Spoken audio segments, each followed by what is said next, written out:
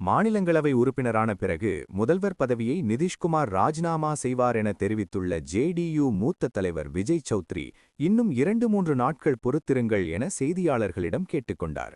பீகார் முதல்வரான நிதிஷ்குமார் மாநிலங்களவை தேர்தலில் போட்டியிட்டு வெற்றி பெற்றார். இதையடுத்து மாநிலங்களவை உறுப்பினராக பதவியேற்பதற்காக பாட்னாவிலிருந்து இன்று ஏப்ரல் 9 டெல்லி வந்தார்.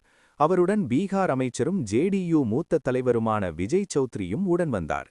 அப்போது நிதிஷ்குமார் முன்னிலையில் செய்தியாளர்களின் கேள்விகளுக்கு பதிலளித்த விஜய் சௌத்ரி, மாநிலங்களவை உறுப்பினராக பதவியேற்ற பிறகு நிதிஷ்குமார் முதல்வர் பதவியை ராஜினாமா செய்வார். இன்னும் 2-3 நாட்கள் பொறுத்திருங்கள்.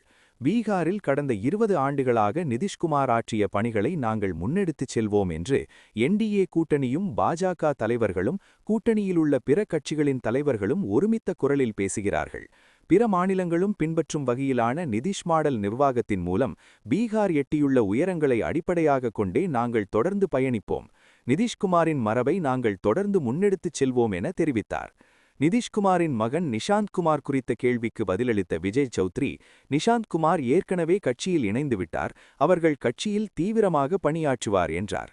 இதனிடையே பீகாரின் அடுத்த முதல்வர் சாம்ராட் சௌத்ரிதான் என்பதை அறிவிக்கும் சுவரொட்டிகள் பாட்னாவில் உள்ள பாஜக மாநில தலைமை அலுவலகத்துக்கு வெளியே இன்று ஒட்டப்பட்டன. பாஜகவினர் சார்பிலும் தலித் சமூக அமைப்பான வால்மீகி சமாஜ் சார்பிலும் இத்தகைய சுவரொட்டிகள் ஒட்டப்பட்டிருந்தன. பாஜகவினர் சார்பில் ஒட்டப்பட்ட சுவரொட்டிகளை அக்கட்சியின் அலுவலக பணியாளர்கள் அகற்றிய நிலையில் வால்மீகி சமாஜ் சார்பில் ஒட்டப்பட்ட சுவரொட்டிகள் அகற்றப்படாமல் இருந்தன.